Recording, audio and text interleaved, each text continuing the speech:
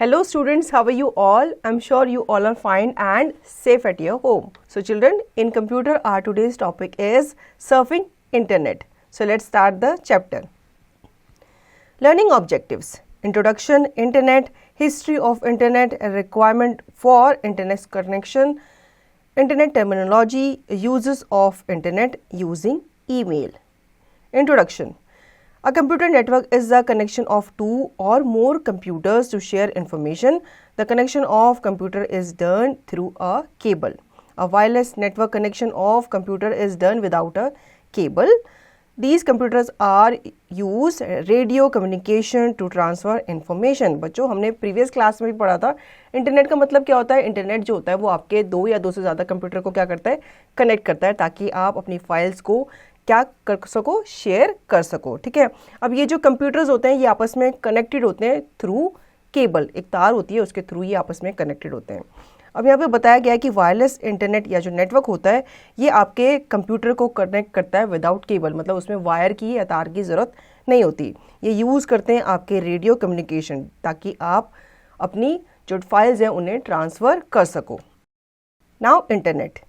Internet is network of networks. It is the global network of computers in the world. It connects millions of computer networks together to share information and communication each other. अब बच्चों internet क्या होता है? Internet एक network of networks कहा जाता है इसे. ठीक है. ये एक तरह का ग्लोबल नेटवर्क होता है of all the computers in the world. ये कनेक्ट करता है आपके मिलियंस ऑफ कंप्यूटर. ठीक है. या एक ये दो से ज़्यादा कंप्यूटर को कनेक्ट नहीं करता. ये मिलियंस ऑफ कंप्यूटर को आपस में कनेक्ट करता है ताकि हम क्या कर सकें, इन्फॉर्मेशन शेयर कर सकें और एक दूसरे से कम्युनिकेट कर सकें. Now history of internet. An agency named ARPA, Advanced Research Project Agency, is established in US Defense Department in 1970s for research and analysis in the field of defense. ARPA set up a network of computers at different offices of Defense Department to exchange the information, which is called AirPanet. AirPanet served only computer professionals, engineers and scientists who knew their way around its complex workings. After that, many universities and institutions started using AirPanet for education purposes. So in this way, AirPanet keep on going rapidly and give birth to internet.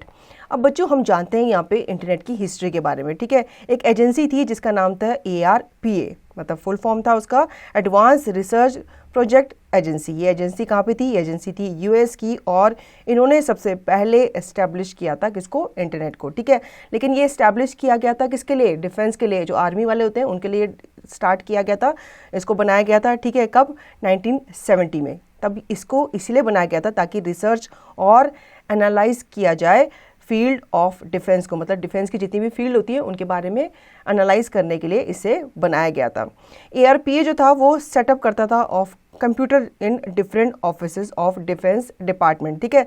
सबसे पहले इसे army वाले use करते थे क्योंकि army के लिए ही बना था, क्योंकि उनको एक जगह से दूसरी जगह सिग्नल भेजने होते थे, बात करनी होती थी, कम्युनिकेट करना होता था और अपनी फाइल्स का आदान प्रदान करना होता था. ठीक है. फिर AirPanet आया. ठीक है. AirPanet जो हुआ था, जनरेट हुआ था. ठीक है. वो सर्व करता था ओनली कंप्यूटर किसके लिए? प्रोफेशनल्स के लिए, इंजीनियर्स के लिए एंड साइंटिस्ट के लिए. तब ये आम लोगों के लिए नहीं खुला था. मतलब आम लोग इसे यूज़ नहीं कर सकते थे. ये स्पेशल लोग जो होते थे, आर्मी वाले, साइंटिस्ट, प्रोफेशनल ही इसे यूज़ करते थे कॉम्प्लेक्स वर्किंग के लिए. ठीक है. उसके बाद काफ़ी यूनिवर्सिटीज़, इंस्टीट्यूशन ने इसे यूज़ करना स्टार्ट किया. ठीक है. किसके लिए? एजुकेशनल पर्पज़ के लिए. लेकिन अब ये क्या हो गया है? आम हो गया, क्योंकि अब ये रैपिडली इतना स्पीड से बढ़ा है कि अब इसे हर कोई क्या कर सकता है? यूज़ कर सकता है. Now requirement for internet connection. अगर आपको अपने घर में, अपने ऑफिस में इंटरनेट चाहिए तो आपको उसके कनेक्शन के लिए क्या क्या रिक्वायरमेंट है यहाँ पे दी गई है. Nowadays internet is not owned by a single person और organisation. It is used by anyone and share its information. To use internet following things are required: a computer, browsing software, Microsoft Internet Explorer और Google Chrome. A telephone line for sending and receiving data, a modem to connect telephone line with a computer, and internet service provider ISP that provide connectivity to the internet. ठीक है, सबसे पहले आपको computer आपके घर में होना चाहिए, ठीक है, और आपके पास ब्राउजिंग सॉफ्टवेयर होना चाहिए, ठीक है, जैसे कि माइक्रोसॉफ्ट इंटरनेट एक्सप्लोरर या फिर गूगल क्रोम। ठीक है, अगर नहीं है तो आप इसे डाउनलोड कर सकते हैं। ठीक है, फिर उसके बाद आपके पास एक टेलीफोन लाइन होनी चाहिए, ठीक है, जिससे आप अपने डेटा को सेंड कर सको और रिसीव कर सको, और एक मॉडेम होना चाहिए जो आपके टेलीफोन लाइन को कनेक्ट करेगा किसके साथ, कंप्यूटर के साथ। ठीक है, और इसके साथ साथ आपको इंटरनेट सर्विस प्रोवाइडर भी होना ज़रूरी है जो आपके घर में ये क्या करेगा, प्रोवाइड करेगा इंटरनेट को। ठीक है, now internet terminology. Home page. Home page is the first page of website. It is also called the main page of a website. Hyperlink. A page consists of many links to a topic which may be on the same page. Search engine. It is a program that searches the information on the internet. Google is the popular search engine. Other search engines are Yahoo, Wikipedia, Bing, etc. URL. Uniform Resource Locator. It is the address of a web page. It is unique for each web page. Web browser. It is a software used to open website on the internet. Web page. It is a page that contains information in form of text, graphics, audio and video. It contains links to other web pages. Website. It is a collection of web pages that contains the information on a related website. www, World Wide Web. It is a collection of many websites. The web is one of the services that runs on the internet. On 30 April 1993, the access to www technology was made free for everybody. अब यहाँ पे कुछ web की terminology बताई है, internet की terminology बताई गई है। कौन कौन सी? सबसे पहला होता है आपका होम पेज, जो कि आपका फर्स्ट पेज होता है किसी भी वेबसाइट का। जैसे आपकी बुक होती है, बुक का फर्स्ट पेज होता है, वैसे ही होम पेज होता है आपके वेब ब्राउज़र का फर्स्ट पेज। ठीक है, नेक्स्ट है आपका हाइपरलिंक। हाइपरलिंक जो होता है वो आपके बहुत सारी लिंक्स होते हैं, ठीक है, जो कि एक ही टॉपिक पे, सेम टॉपिक पे एक दूसरे से क्या होते हैं, रिलेटेड होते हैं। ठीक है, सर्च इंजन जैसे कि आपका गूगल क्रोम हो गया, जिसमें आप क्या करते हो, किसी भी इंफॉर्मेशन पे या किसी भी टॉपिक पे कोई भी इंफॉर्मेशन आपको चाहिए होती है तो आप सर्च इंजन में जाके ही टाइप करते हो, तो वो आपको प्रोवाइड करता है उस चीज़ से रिलेटेड इन्फॉर्मेशन, या बहुत सारे वो वेब पेजेस आपको दे देता है। आप चाहो तो रिलेटेड किसी भी वेब पेज पे आप उसको क्लिक करके ओपन कर सकते हो। फिर होता है आपका URL। URL जो होता है आपके वेब पेज का एक एड्रेस होता है। ठीक है, हर वेब पेज का एक अपना यूनिक URL होता है। वेब ब्राउज़र जो होता है एक सॉफ्टवेयर होता है जिसमें आप अपनी इन्फॉर्मेशन को क्या करते हो, सर्च करते हो। ठीक है, कोई भी वेबसाइट अगर आपको ओपन करनी है तो आपको वेब ब्राउज़र ही ओपन करना होगा। वेब पेज जो होता है ये आपकी वेबसाइट का जो पहला पेज होता है उसे माना जाता है। जो भी आपने वेबसाइट ओपन किया है उसमें आपके बहुत सारे क्या होते हैं, पेजेस होते हैं। ठीक है, तो वेब पेज उन्हीं को ही कहा जाता है जिसमें आपके text, graphic, audio, video include होते हैं। वेबसाइट जो होती है ये आपके कलेक्शन ऑफ वेब पेज होता है। ठीक है, जैसे आपकी एक बुक होती है जिसमें बहुत सारे पेजेस होते हैं, इसी तरह से वेबसाइट जो होती है उसमें बहुत सारे वेब पेजेस होते हैं। ठीक है, जिसमें आपकी इंफॉर्मेशन कंटेन होती है। www इसे हम वर्ल्ड वाइड वेब कहते हैं। ठीक है, ये आपके कलेक्शन ऑफ वेबसाइट होता है, जैसे लाइब्रेरी होती है ना, वैसे ही आपका वेब www होता है। ठीक है, जिसमें आपके बहुत सारे वेबसाइट्स होती हैं। Now uses of internet. Search. One can get any type of information on any subject at any time on internet. Search engines use regularly updated indexes to operate quickly and efficiently. Communication. On internet, everyone is in touch with their friends and relatives through emails, chat, Facebook, etc. Reservation. Using internet, everyone can book tickets for bus, railway, aeroplane, movie tickets. E-banking. Using internet, everyone can do bank transactions from anywhere at any time without going to bank. Online education. Using internet, anyone can take the online education by sitting at home. Online shopping. Using internet, anyone can do online shopping by sitting at home anytime from anywhere. Employment. Using internet, anyone can search the job by sitting at home anytime from anywhere. अब बच्चों यहाँ पे आपको internet के uses बताए हैं, यूँ कह लो कि इसके एडवांटेजेस आपको बताए गए हैं कि इसके क्या क्या फ़ायदे हैं। सबसे पहला इसमें क्या होते हैं, सर्च इंजन होता है जिसमें आप किसी भी टॉपिक पे क्या कर सकते हो, सर्च कर सकते हो। ठीक है, सपोज आपके टीचर ने कोई आपको टॉपिक दिया है कि आपको उस पर चार्ट बनाना है या आपको उसको इन्फॉर्मेशन लेके आनी है, तो आप इंटरनेट पर ईजिली क्या कर सकते हो, सर्च कर सकते हो। आपके सामने सारी डिटेल्स आ जाएंगी, आप चाहो तो सारी की सारी आप ले सकते हो या उसमें से कुछ कुछ आप जो आपको फ़ायदेमंद है या जो आपको लगता है रेलेवेंट है वो आप नोट कर सकते हो। कम्युनिकेशन, आप इंटरनेट के थ्रू क्या कर सकते हो, कम्युनिकेट कर सकते हो अपने फ्रेंड्स से, ठीक है, और उनसे बातें भी कर सकते हो। अब इसमें आप ये किससे कर सकते हो, आप ईमेल्स के थ्रू चैट कर सकते हो, उन्हें ईमेल्स भेज सकते हो, ठीक है, और फेसबुक या फिर आप व्हाट्सएप वगैरह से भी उन्हें क्या कर सकते हो, चैट कर सकते हो, उनसे वीडियो कॉल पे बात कर सकते हो। रिजर्वेशन, आप अपनी टिकट्स वगैरह भी नेट के थ्रू ही बुक कर सकते हो। ठीक है, आपको स्पेशली रेलवे स्टेशन जाकर लाइन में लग के टिकट बुक कराने की ज़रूरत नहीं है, आप इसे ऑनलाइन भी कर सकते हो। ठीक है, ई बैंकिंग के थ्रू आप क्या कर सकते हो, अपनी बैंक ट्रांजैक्शन को कर सकते हो। ठीक है, इसके लिए आपको बैंक जाने की भी ज़रूरत नहीं है, वहाँ पे लाइन पे लगने की ज़रूरत नहीं है, आप ये ई बैंकिंग के थ्रू भी इजीली कर सकते हो। किसी को आप पैसा भेज सकते हो या फिर आप किसी से पैसा मंगवा भी सकते हो। ऑनलाइन एजुकेशन, अब आप इंटरनेट से आप पढ़ाई भी कर सकते हो, ठीक है, अपने घर पे बैठे बैठे। ऑनलाइन शॉपिंग, ये तो बहुत अच्छी चीज़ है, आप ऑनलाइन शॉपिंग भी कर सकते हो। जैसे आपके अमेजोन वगैरह होते हैं, फ्लिपकार्ट वगैरह होते हैं, उसमें आप क्या करते हो, शॉपिंग करते हो और आप घर बैठे अपना सामान घर पे मंगा सकते हो, आपको मार्केट जाने की ज़रूरत नहीं है। ठीक है, तो बच्चों इंटरनेट के थ्रू आप जॉब भी ढूंढ सकते हो। जितने जो आपके जॉब ढूंढ रहे होते हैं वो आपके नौकरी पोर्टल्स जैसे होते हैं, एम्प्लॉयमेंट पोर्टल्स होते हैं, उनमें से वो अपने लिए जॉब भी ढूंढ सकते हैं घर पे बैठे हुए। ठीक है, आपको सीवी लेकर कंपनी टू कंपनी जाने की ज़रूरत नहीं है, आप उन कंपनीज को मेल कर सकते हो अपना सीवी या फिर आप सर्च कर सकते हो जॉब भी।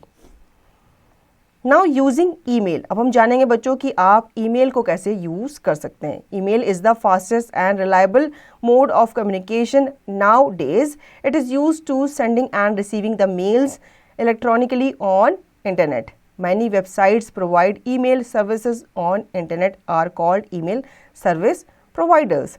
Some popular email service providers are www.yahoo.com, www.gmail.com, www.rediffmail.com, www.hotmail.com।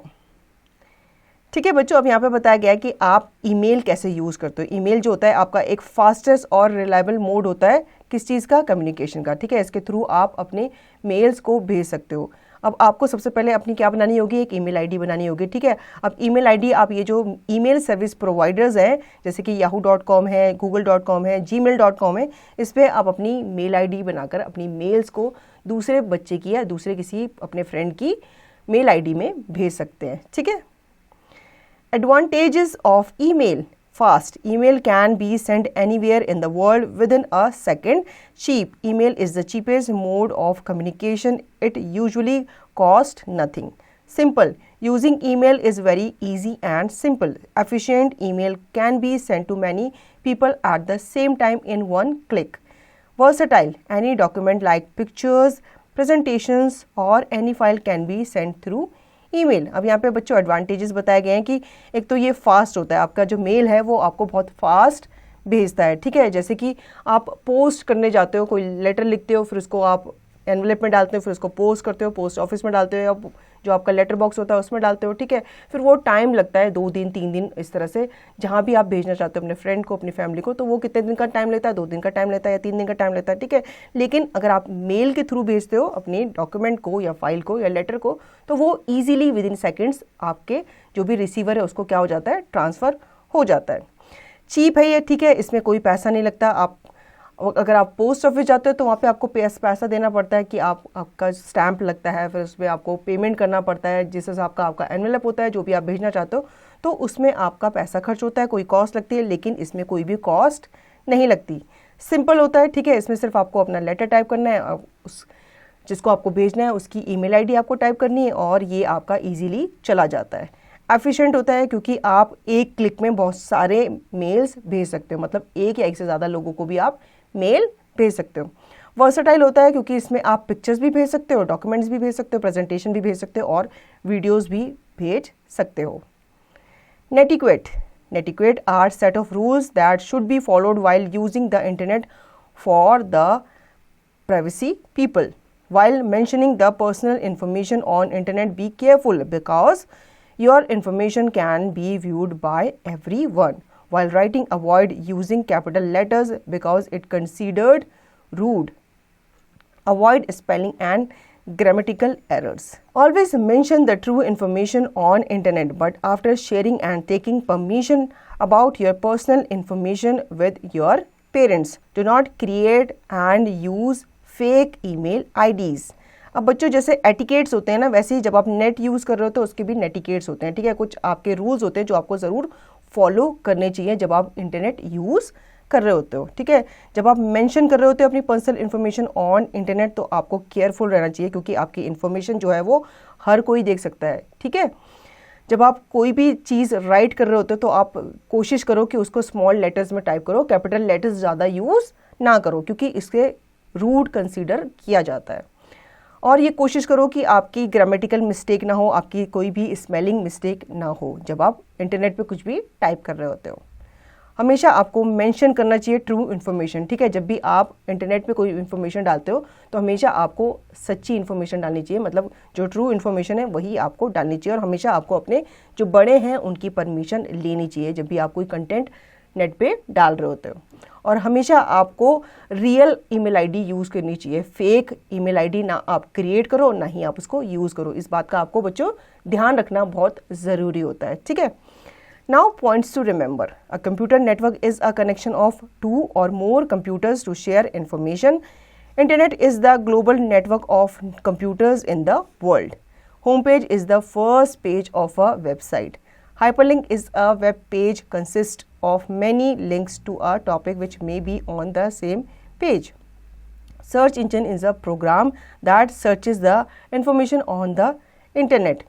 URL is the address of a web page. It is unique for each web page. Web browser is a software used to open website on the internet. Web page is a page that contains information in form of text, graphics, audio and video. Website is a collection of web pages that contains the information on the related website. World Wide Web is a collection of many websites. Netiquettes are set of rules that should be followed while using the internet for the privacy people. So children, I hope you understood the chapter. Now you can revise the chapter and practice the given exercise by yourself.